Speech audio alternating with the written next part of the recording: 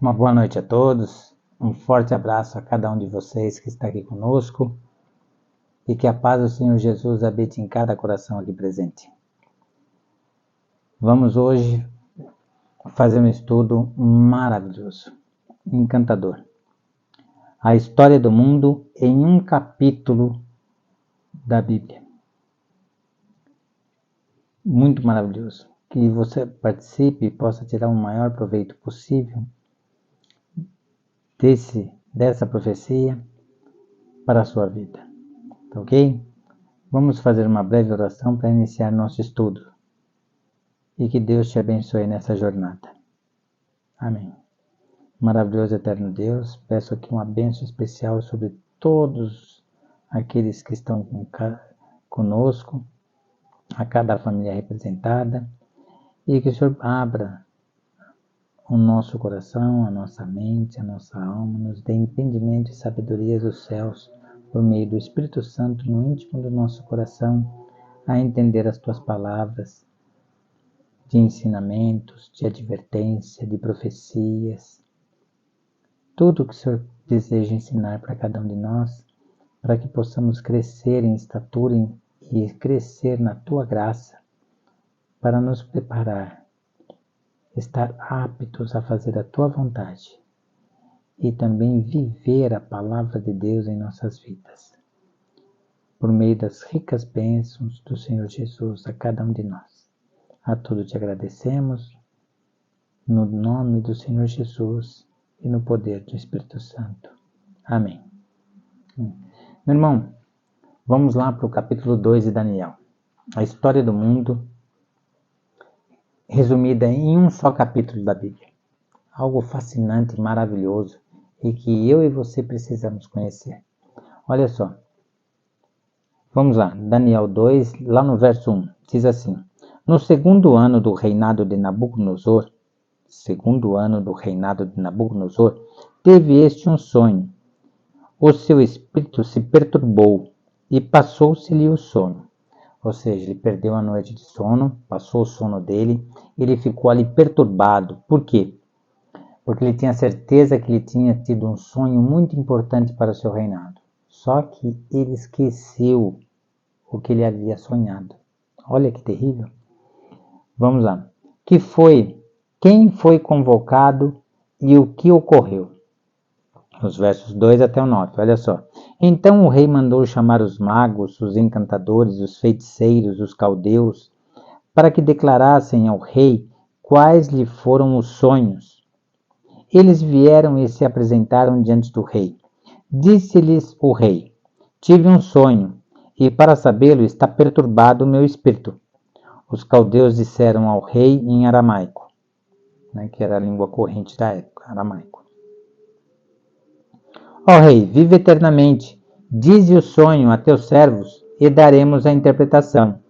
Respondeu o rei e disse aos caldeus: Uma coisa é certa, se não me fizerdes saber o sonho e a sua interpretação, sereis despedaçados, e as vossas casas serão feitas monturo. Monturo. O que é esse monturo? Um entulho. Ia matar eles e acabar com suas vidas, e suas casas iam virar entulho. Olha que terrível. Verso 6. Mas se me declarardes o sonho e a sua interpretação, recebereis de mim dádivas, prêmios e grandes honras. Ou seja, riquezas, Premiações. Portanto, declarai-me o sonho e a sua interpretação. Responderam segunda vez e disseram: Diga o rei o sonho a seus servos e lhe daremos a interpretação. Tornou o rei e disse: Bem percebo que quereis ganhar tempo, porque vedes que o que eu disse está resolvido.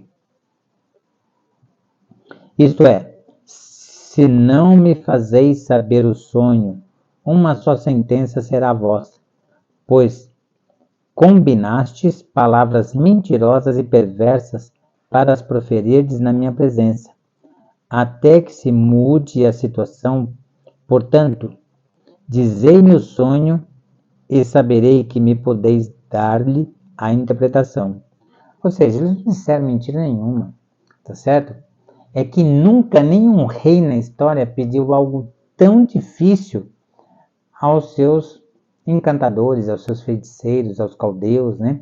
Que eram aquelas pessoas de que recebia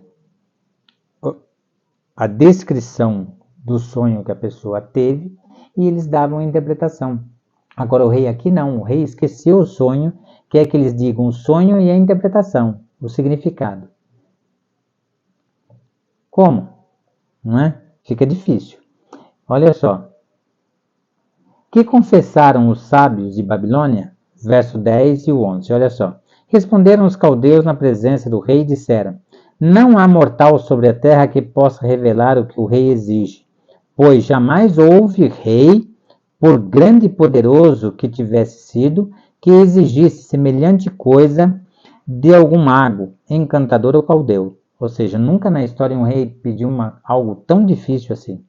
Verso 11. A coisa que o rei exige é difícil, e ninguém há que a possa revelar diante do rei, senão os deuses, e estes não moram com os homens.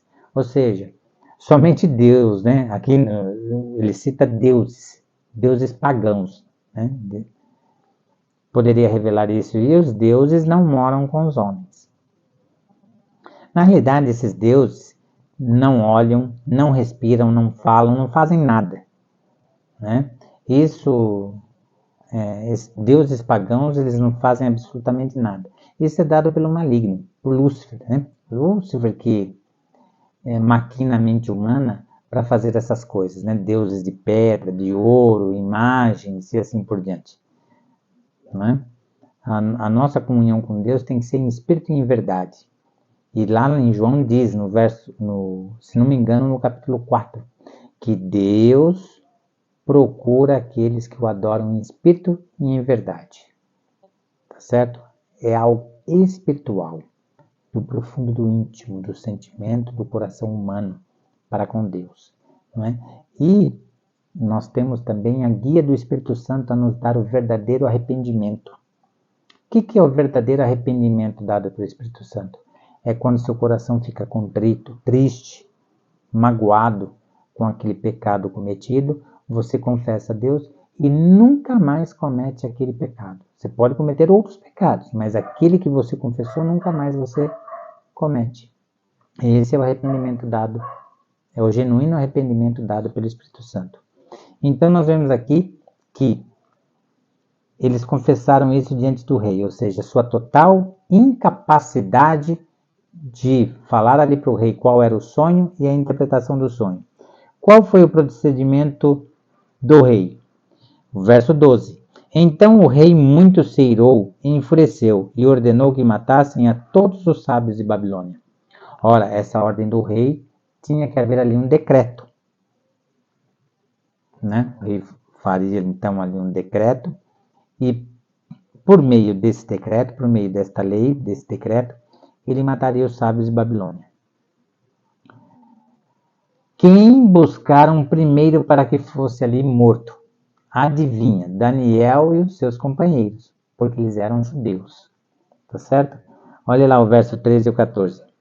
Saiu o decreto segundo o qual deveriam ser mortos os sábios, e buscaram a Daniel e os seus companheiros para que fossem mortos.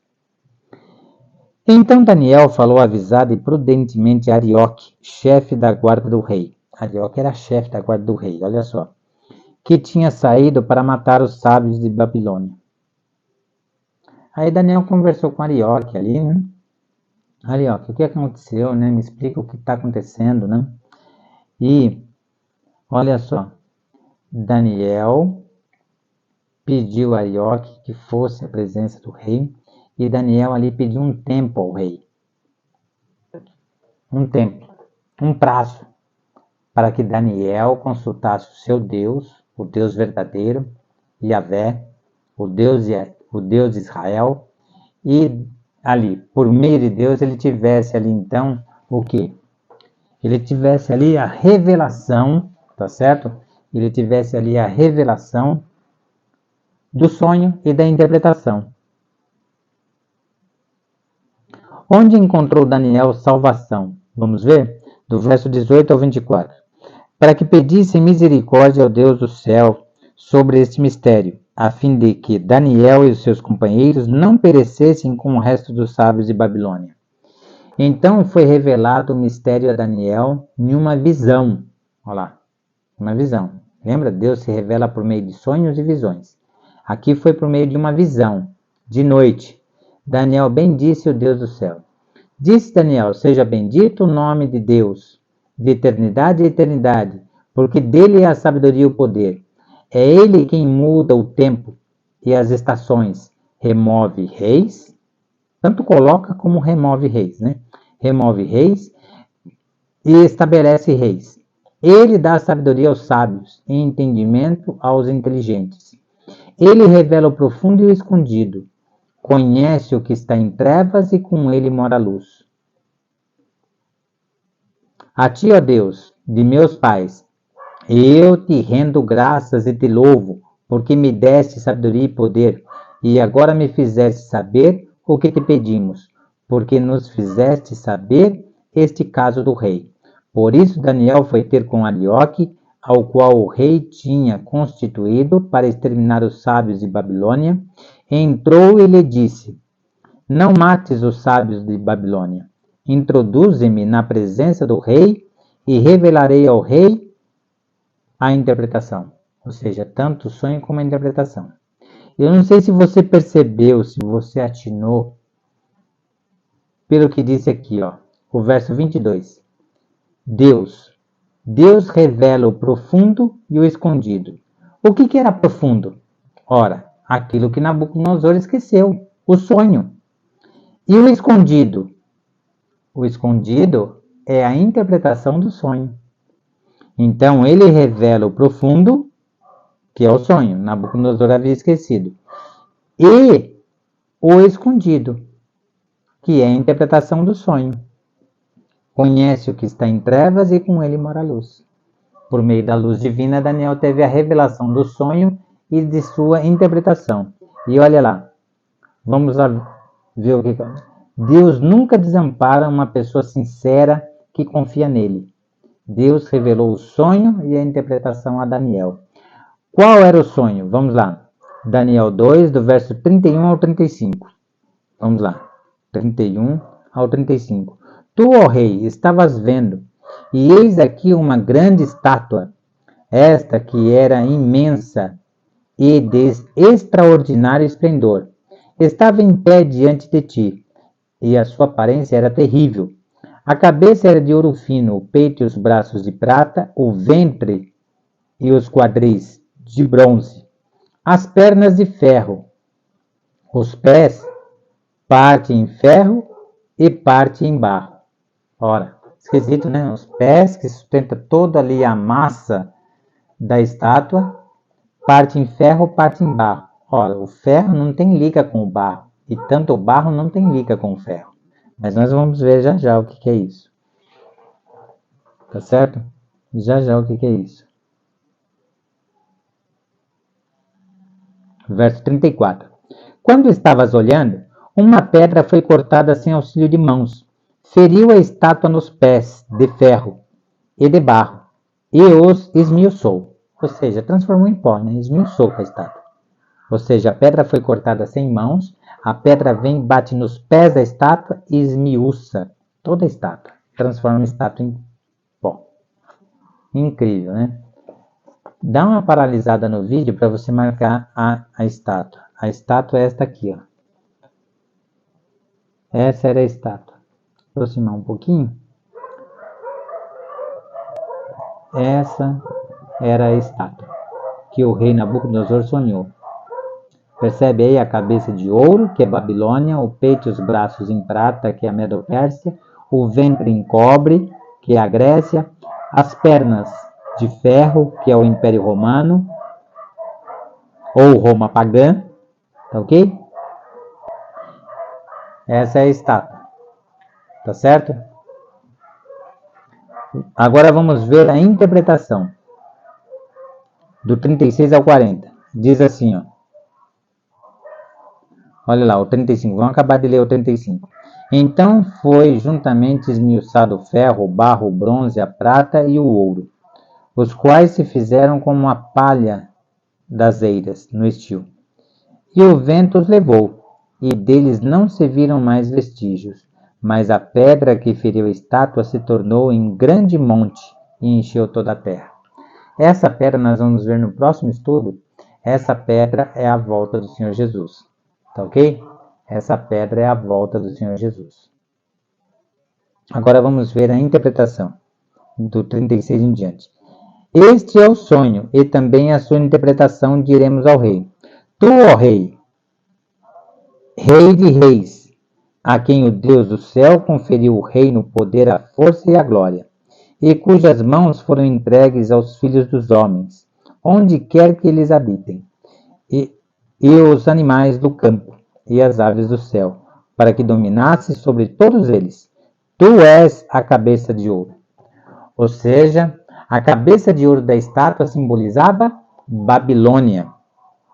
Depois de ti se levantará outro reino inferior ao teu, e um terceiro reino, ou seja, o peito e os braços de prata, era o reinado Medo-Persa, a Média e a Pérsia, reinado Medo-Persa. E um terceiro, que era o ventre, de cobre, que era a Grécia. E um terceiro reino, de bronze, o qual terá domínio sobre toda a terra. Realmente, a Grécia dominou o mundo, tá certo?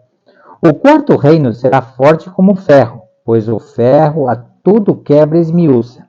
Como o ferro quebra todas as coisas, assim ele fará em pedaços e esmiuçará,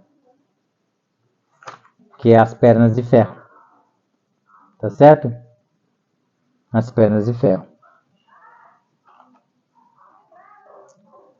Vou ver só uma coisinha aqui. Agora vamos ver o seguinte. Olha lá, o ouro simboliza o reinado de Babilônia, tá certo? Que foi lá de 605 a 539.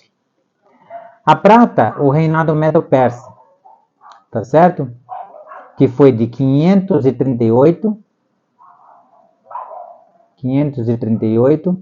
a 331. Só lembrando, né? Babilônia é simbolizada pelo leão, lá em Daniel 7. O reinado Medo-Persa pelo urso. O bronze da Grécia foi de 331 a 168 a.C. E é simbolizado pelo leopardo de 4 cabeças e 4 pares de asas. Ok? O ferro é Roma, que vai de 168 a.C. até 476 depois de Cristo. Tá ok? O que aconteceria a Roma? Vamos ver? Verso 41. Quanto ao que viste dos pés e dos artelhos, em parte de barro, de oleiro, e em parte de ferro, será esse um reino dividido. Contudo, haverá nele alguma coisa da firmeza do ferro, pois que viste o ferro misturado com o barro de lodo. Tá certo? Ou seja, esse reino ainda se dividiria, né? O que seria o quê? As 10 nações bárbaras. Tá ok?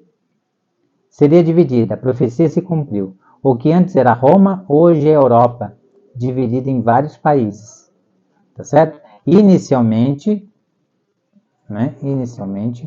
ali, quando sobe Roma papal, nós temos ali a Europa. E o animal ali, em Daniel 7, se apresenta com 10 chifres. Sobre o chifre pequeno, caem 3, que não se submetem a Roma papal. Os Érulos, os Vândalos e os Ostrogodos.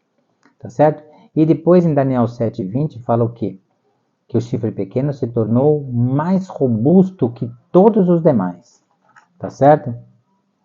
Olha só.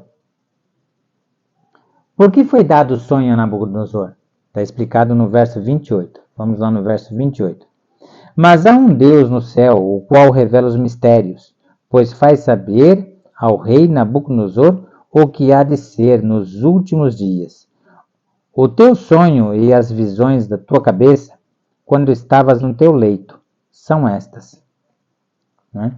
Ou seja, Nabucodonosor teve a revelação de que o seu reino passaria. Viria o reinado, o reinado Medo-Persa, a Grécia, Roma imperial ou Roma pagã, tá certo? E os pés partem ferro, partem barro, é que os reinos posteriores à Roma pagã, eles fariam a tentativa de unir seus reinos por meio de casamentos, tá? Unir impérios, unir forças de impérios, união de impérios diferentes. E que não deu certo, tá certo? E os pés, parte em ferro, parte em barro, também, além desse fator, simbolizam o que é a globalização dos nossos dias, a tentativa de resgatar o poder político, econômico e social, né? Porque o poder político ele está cada vez mais fragilizado em todo o mundo, tá? Isso em todo o mundo, tá ok? E agora vamos ver o que acontecerá no fim dos dias, no verso 44. Olha que maravilhoso. Mas, nos dias desses reis, o Deus do céu suscitará um reino que não será jamais destruído. Este reino não passará a outro povo, esmiuçará e consumirá todos esses reinos, mas ele mesmo subsistirá para sempre. Ou seja, é o reino prometido de Deus. Tá certo? Olha que maravilhoso. O reino prometido de Deus. Tá certo? Conclusão. A estátua é a história do mundo. Em que parte da história estamos? Irmãos, sinceramente, isso os teólogos, muitos pastores afirmam que pelas profecias nós estamos na unha, no final da unha da estátua, tá certo? Nós estamos aí concluindo a história de pouco mais de 6.000 anos em pecado, tá certo? Pouco mais de 6.000 anos em pecado. E assim, se faz necessário, estritamente necessário e importante para a nossa vida, ler a palavra de Deus todos os dias, buscar uma preparação mais alinhada, mais aperfeiçoada, uma preparação mais profunda com Deus. Deixar o leite, que é o alimento ali mais leve, e buscar um alimento mais sólido, mais pesado, mais significativo com Deus, tá certo? Estou lendo aqui agora para você, para encerrar o estudo de hoje, Tito, finalzinho de Tito, tá ok? Finalzinho do Tito, capítulo 3, lá no verso 15.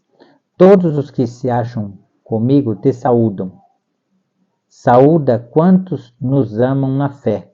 A graça seja com todos vós. Que a graça do Senhor Jesus venha inundar sua vida, te conduzir a passos firmes e certeiros, olhando firmemente para o Senhor Jesus e te preparando para a volta dele. Um forte abraço, um grande beijo para todos vocês e que Deus abençoe de sempre. Amém.